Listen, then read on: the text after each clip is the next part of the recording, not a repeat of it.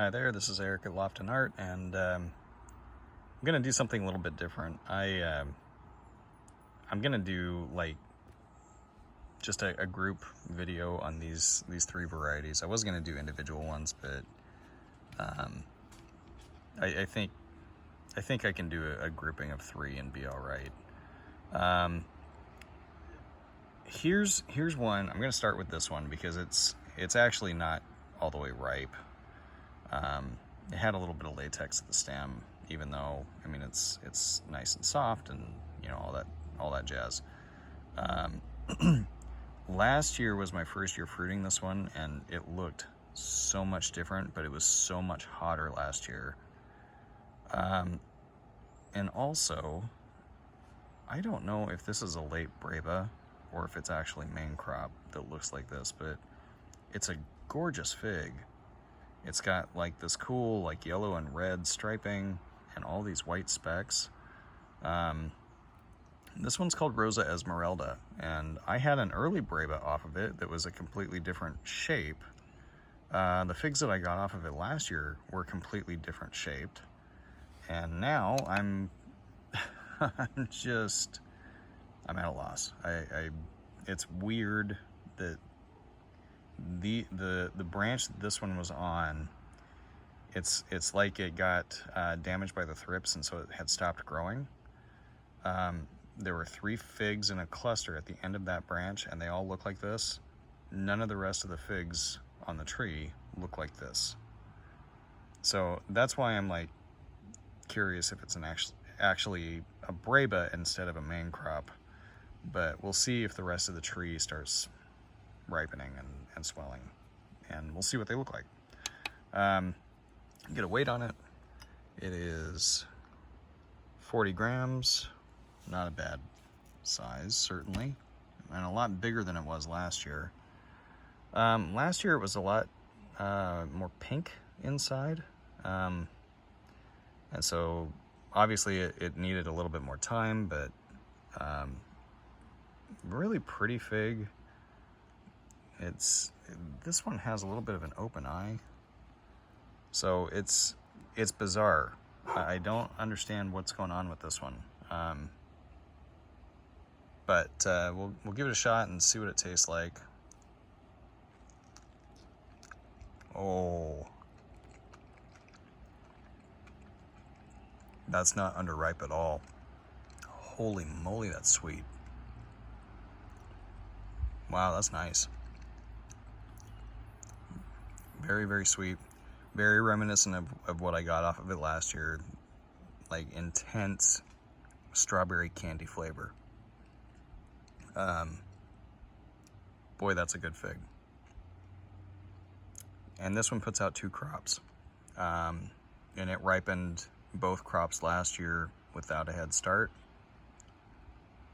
If it does it again this year, I think that's a very, very clear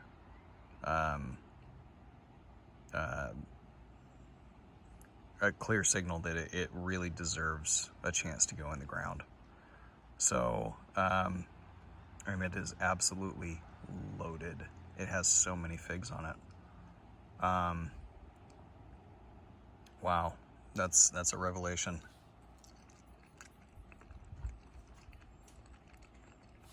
The skin is a little bitter on this one, but I've had bitter skin on a lot of figs this year. So it may just be the year. I don't know. This one, this is a first year fruiter for me. We'll get a weight on this one. I don't know what to expect. I got this one from Pete. This is Ondata, and 31 grams. All of these started to come on right at the same time. This one's super soft, but it's not red inside like I thought it would be. I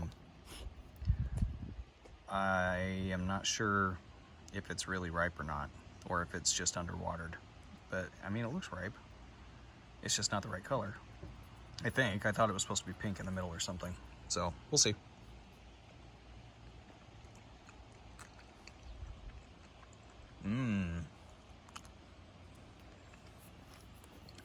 That one's really nice too. That's got more of the really sweet kind of figgy flavor, I think.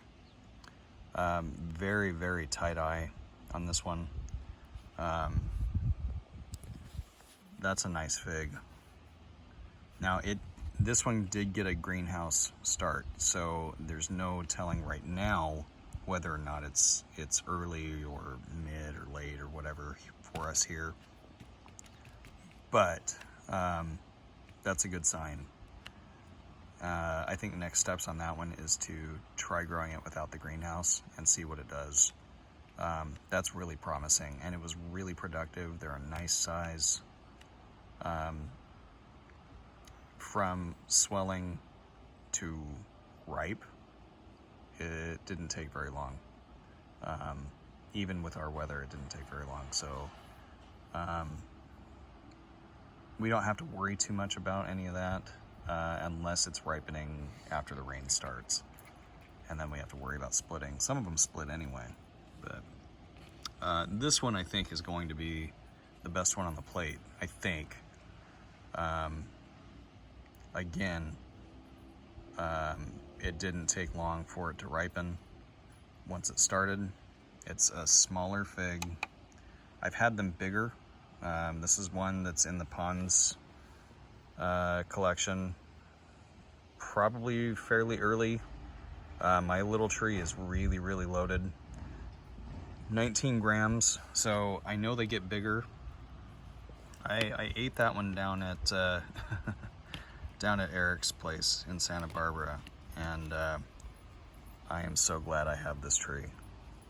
This one's called Lloral. Again, it's a Pons fig.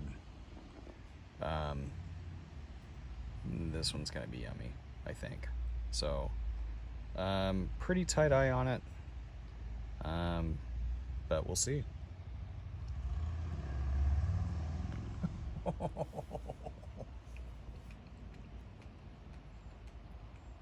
Wow. It's got a great seed crunch, super intense flavor. That is a fantastic fig. Every bit as good as the one I had in Santa Barbara. Very thick, nice seed crunch. That is absolutely a stunner. That's great. This one did get a head start. Wow. I'm gonna have to share that one. Darn it. It did get a head start in the greenhouse. And we're the end of September almost. Today's the 20th of September. So next steps on this one, like with Ondata, is seeing if they can ripen reliably without needing the greenhouse. But I am on the hunt for early Pons varieties, and this is one of them, and this is fantastic. I gotta make a copy of this tree. So, all right, there you go. Lloral, Ondata, Rosa Esmeralda. Those are 3 very nice figs. So, thanks for watching, and I'll see you on the next one.